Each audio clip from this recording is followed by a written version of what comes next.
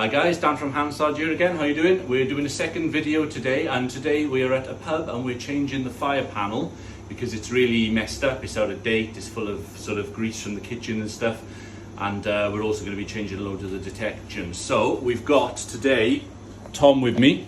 You're right. Say hi, Tom. So Tom he's sort of a new engineer, and today he's doing his first fire panel fit.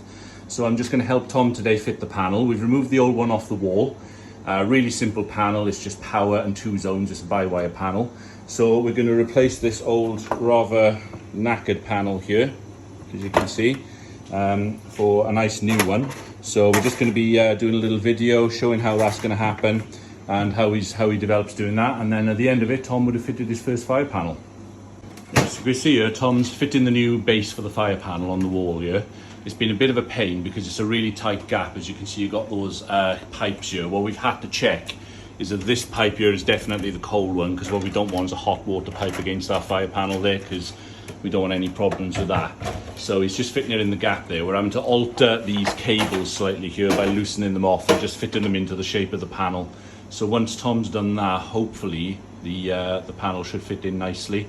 Ideally we need to replace this fuse spur as well. As you can see, that's in a bit of a state, so we can do with a double pose fuse spur, and they've just made a bit of a mess of the cable in there with all the white paint all over it, which isn't great.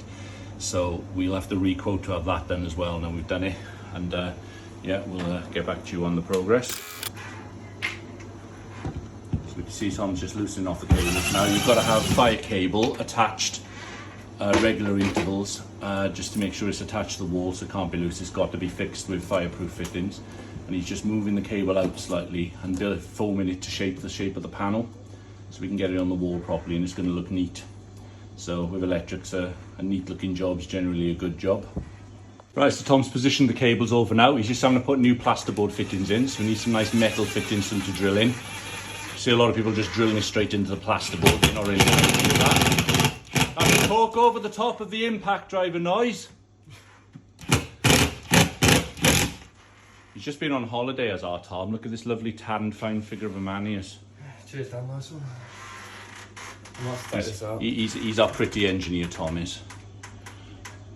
What's up, mate? I might have to take this cable out. Cable flat out, yeah, that's fine. You can just take it out and move it across a bit, it'll be fine. It's not straight anyway, it looks crap, so. I'm going to get that in there then. Yeah. I hate doing it like this because you've got like such manky looking cables. This is turned off, by the way.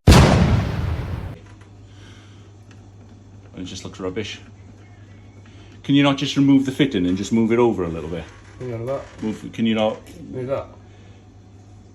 What are you trying to do with this? I won't get a fixing in there. All right, yes, you're just moving the cables out of the way. If you move that fixing up there, yeah, will that just allow the cable to move over for you to be able to do it? Maybe I can give it a go. Yeah, have a go with that.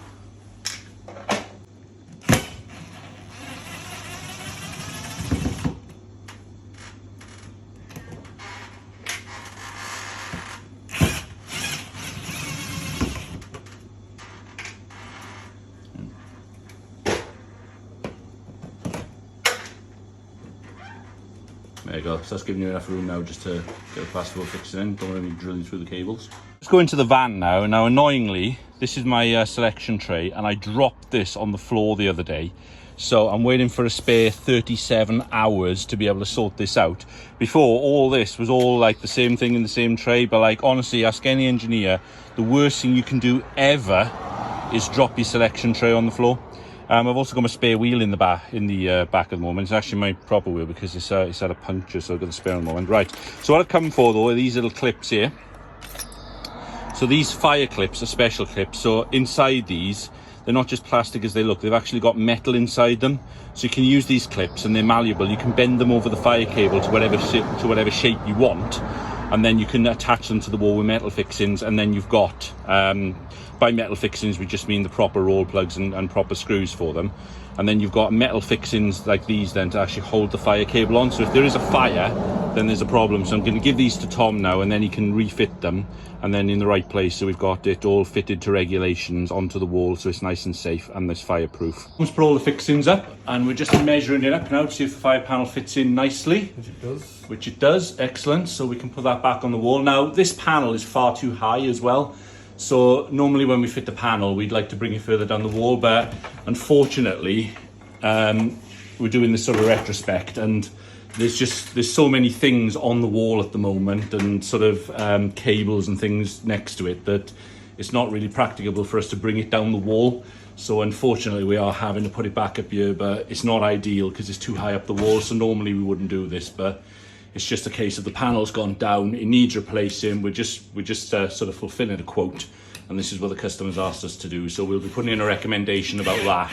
And obviously, we're just doing this for now to make sure, first and foremost, that they've got a working fire panel. Right, so we're sticking it on the wall now. See, we've got my snazzy little Milwaukee level sitting there. Make sure it's right. Let's just check, shall we? Look at that, beautiful. Well done, Tom. So I'm just marking up the bottom hole now, and we should be able to get it on the wall in about 10 seconds now, and then we just wire it up. Right, so this is the new Eaton by-wire panel, but it's a special one because you can flick it between conventional and by-wire, so it does both. And it's got more knockout things than I've ever seen in any panel, but I suppose that's better than not having enough. So, unfortunately, I've got this knockout tool here, this Knipex knockout tool, but with these you're supposed to be able to bang them out, but this, you can just smack it till the cows come home. And it won't come out. So if you use one of these panels, just drill it. It's far easier, because what'll end up doing, what's happened before is, what I've done is I've tried to knock it out, and it's just ended up splitting up the corner there. So don't use a knockout tool, just use a drill on it. So we'll drill it out, and then we'll get our holes for the zones to go in, put it on the wall. We'll put some fittings in to hold the cables in, and that'll be all nice and good then. We drilled some holes, so Tom's fitting some nice shiny new stuffing glands in the top now. So what these do is they've got a little seal inside them, and they clamp onto the actual cable, so it allows the cable not to move. So if you look inside them there, you can see there's that little black seal inside. As you screw these up, these get tighter and tighter on the cable, and the cable stays in place, stays nice and neat, and it eliminates the risk of it pulling out of the panel and causing problems and faults, which we'll have to come and sort out at 3 in the morning probably. So Tom's just putting these on now. You leave them loose, put the cables through, and then once he's done that, we'll have a nice neat panel. So he's thoroughly enjoying himself there. Exciting jobs. Because I'm working with you, Dan. Because he's working with me, yeah, working with me. I'm the man to be working with. There you go, stay nice and neat in there. So we've got no holes in the top now, and we just got those nice cables through. So he's going to pop that on the wall, put the cables through. Right, so the panel's on the wall now. It's all nice and level and all looking good, ready for the cables to be pulled through. Now, one thing you'll notice when fitting the fire panel is all the gubbins are the inside. So all the electrical parts and stuff, we've actually removed that before doing it, because the last thing you want to do is accidentally sort of drill through something when you drill it in, damage a component, and you don't want to like accidentally sort of short circuit something as you wire it up. So all the power's off obviously, and everything's removed from the inside. And once we've got it all on the wall and we've pulled everything through where we want to do, then we can start putting the board back inside and making it all look nice and neat. So just as a comparison, this is the old board we've taken out. So you can see it's not in particularly very good condition, and you can see around here especially we've got like evidence at the back there of burning. I don't know if you can see that on camera, but around the back you can see certainly there's the marks of it. So the board is absolutely trolleyed, this board is, so this is why we've had to change it. And it's good really to change the fire panel about every 10 years anyway, just to keep it up to date and working properly. They're not like majorly expensive fire panels, so sometimes, at least these conventional ones aren't, so it's good just to change them when you can. So we'll get rid of this one and have a nice new modern board in it, because this one was just absolutely riddled with faults. So when we did the service on it, I think it was Tom actually who did the service on it, he had to fail it just because of the sheer state of it and the amount of problems with it and the general condition of the board. It really wasn't worth investigating the faults until we'd actually changed the board, and then we can eliminate that. Right, so while I've been jabbering on, Tom's been fitting the power supply. So as you can see, it's nice and strong. Give them all a good yank, they don't come out. You see, it's a nice straight job he's done of it, make it nice and neat, make sure the cables are going in nice and straight, they're not twisted up or anything like that. And you can see he's not showing any sort of bare cable or anything. and it's all nice and neat. So yeah, that's all good. So now we're doing that, we're going to stick the board on and get that going. So I'll leave Tom do that. When you have any new board, it comes with the end of line resistors staying in it. So these have to go to the end of the zone on the last device on the zone. So they come in the zone. So we're going to be using zones 1 and 2 on this now. So Tom is just removing the end of line resistors. We're going to put those to one side and we're going to keep them for putting in the end of the zones after. When you change your panel, it might be that with these Eaton ones, it'll have the same end of line resistors, but we'll change them anyway for nice new ones. Right, so the board's in now. Tom's connecting the board. I've just been to explain to him these cables here, which you've disconnected from the main board there, they've got to be connected before the power goes on, otherwise you can blow the board. So Tom's just connecting the zones in now. When he took the old zone board off, he's labelled up all the zones so he knows exactly what's going in where. He's put tape on them and he's written on the cable, so if the tape comes off, he's got a backup. So he's being really organised with that, so that's great. And he's just going to wire up the zones then. Now we are expecting the zones to be in some fault when they come on. A, because the end of line resistors may not have been changed, and B, because the panel had faults existing anyway. So this is what we're coming to investigate, but we needed to change this board, as I showed you with the state of the other one, before we can actually properly investigate the faults on it. So he's just tightening up the cables now, so when it's all wired up, we'll come and show you. So Tom's wired this in. To be fair to the poor lad, he was fighting a bit of a losing battle because whoever fitted the fire panel last has made the capital sin of not leaving any sort of length on the cables at all for him. So it was really difficult for him. It's always better not to put an extra to lengthen the cables if you can help it. But the cables are in, they've got a little bit of give on them, so that's good. But ideally we would like to make them a bit neat to be. See, they're nice and neat. I hate it when people just stick all the earths together in a big lump in the back, so it's always nice to wire a nice earth block into it to make it look neat. So that makes the panel look neat. So you can just look at this panel now and you can just see everything going on in it. Obviously it's only a couple of zones, we know, but you can just see what's going on. You can see where everything's you can see where everything's cabled up, and it just makes it for a neater sort of job really, and for neater servicing in the future. You can see if something's wrong. So yeah, he's done a nice job of that. I think under the circumstances he's done the best job he can with it. It's all connected up. Tom is now about to power the panel up. We are expecting faults because there were some before, but at least now we know it's not going to be the panel at fault. So always power up the power first before you put the batteries in. This fuse is not good, mate. So on it comes. So it hasn't blown up, that's a good start. So it just resets itself first.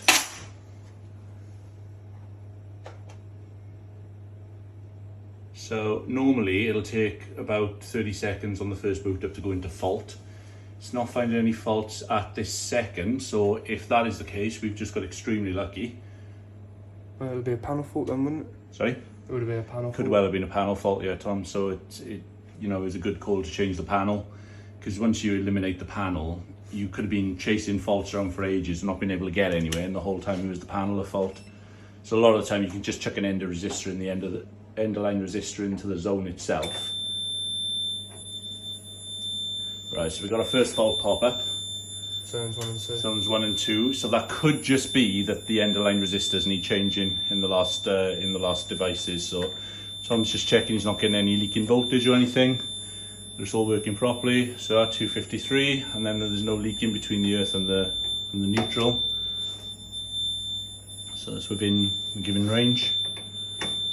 So what we need to do now, it shouldn't be too hard because it's only a 2-zone panel, so there's not even 1 volt on that, so that's good.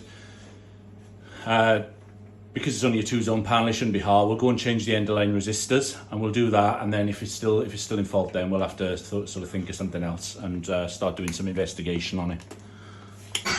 Right, so this little fella here, we had an issue with this because basically every time we plug this in, because that was actually missing out of there, the live was actually missing out of there, we can see that's had some extensive water damage there really, and every time literally you touched the live cable to that, this sounder base kept going off all the time. So what we've done, we've just put the end of line in Wagos at the moment and put the 2 cables in, and that has sort of got rid of one of the faults. So that was one of the problems. We changed the end of line, but also this base is going to need changing as well. It's clearly had some water damage, so once we change that base, that should go out of fault, and then we've only got 1 fault on 1 zone left then. Right, so as you can see, we're still having a few problems with the panel. The first fault was easy to find. That was a bit of a wet detector in the back room, so we've changed that out, and that got rid of the 1 fault on zone 2. We still actually have, I know it doesn't look it at the moment, we still actually have a fault on zone 1. This we'll deal with in a minute, but this fault on zone 1, it actually wasn't the end of line. We've proved that, we put the end of line in there, it was still in fault, and we've changed the end of line, we've tried that, so that's not the fault. So what we've actually had to do, we can't see where the cables are in this place to know which way around it all goes. So what we've done, we've disconnected all the detectors because there's not that many, and we're bringing them back in now, one at a time. I've wired up about 3 or 4 of them again, and we're going to see which one brings in this fault here, and hopefully that's going to give us an idea of what's actually wrong with the fire panel. So bear with us, and that's where we're up to at the moment.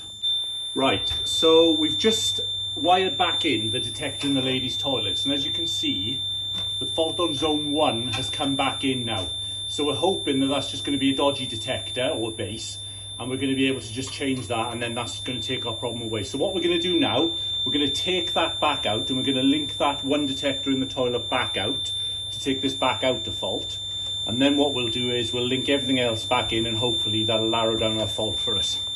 Right, so when I say linking out a detector, this is what I mean by linking out. So this detector's been causing us a problem. And what we do, we basically just put the negs through on a way-go like this, and the positives through on a way-go like this, and it just makes a bit of a junction block really. So it just bypasses this detector like it's not there. So you're basically telling the system that if this detector's a problem, you just bypass it. And when you bypass this detector and it goes out of fault, as it just has now, then that shows us that this detector here is causing the problem. So it could be the base or it could be the detector itself. So we're just going to work that out, and then we should have a nice fault-free system. Right, unfortunately, after a lot of investigation, we're unable to bring you a finished result. Zone 1, as you can see, we have got it out of fault, so we'll be ordering a new detector and sounder base for that to take that out of fault. Now, unfortunately, this fault on the panel, unfortunately means that there is a severe fault with the panel. After hours of looking at it and trying to find out what the actual problem is with it, we've spoken to the manufacturer, and he has told us that if we've tried all the things we've tried and done all the things we've done, then it is unfortunately a manufacturer error with this brand new panel. It's a rare thing, and it's disappointing for us and for the customer, but it does happen, unfortunately. So what we're going to do is an emergency. We're going to get this panel put on a next day delivery. We're going to get it brought out here, and we're going to come and change it over so we can get this working. So a bit of a disappointing day, but we've got to the bottom of it, and we've got a solution for the customer at least. And hopefully very, very soon we'll have a working fire panel in, and I'll bring you the result of that in the next video. Cheers. Right, so that's that job done. Back in the van, as you can see, I've got a bit of a sweat on. Bit of a disappointing result with that, because obviously we had lots of faults to investigate. They're already on the panel, and the faults we could do, we managed to do. Tom did a really good job of fitting the panel, his first panel fit, so really pleased with him for that. Looks really good job. He had to shoot off halfway through the job on a call out, so that's why he disappeared halfway through the video. But yeah, it's just disappointing really when you have just a manufacturer default with the panel, defect with the panel. It's one of those things that happens. It's rare, but it happens, and there's nothing you can do about it. It's not our fault, but it's just disappointing really when you can't get to the bottom of it, when we managed to rectify and sort all the other faults. So we'll get back to this site as soon as possible. We'll get it sorted as we always do, and the customer will be happy. The customer's been informed, and yeah, we'll get that sorted for them as soon as we possibly can. So yeah, good day on the whole, especially for Tom, and for installing that and finding all those faults. We all had some good ideas there as well. And yeah, so we'll catch you again on the next video. Cheers, thanks for watching, bye.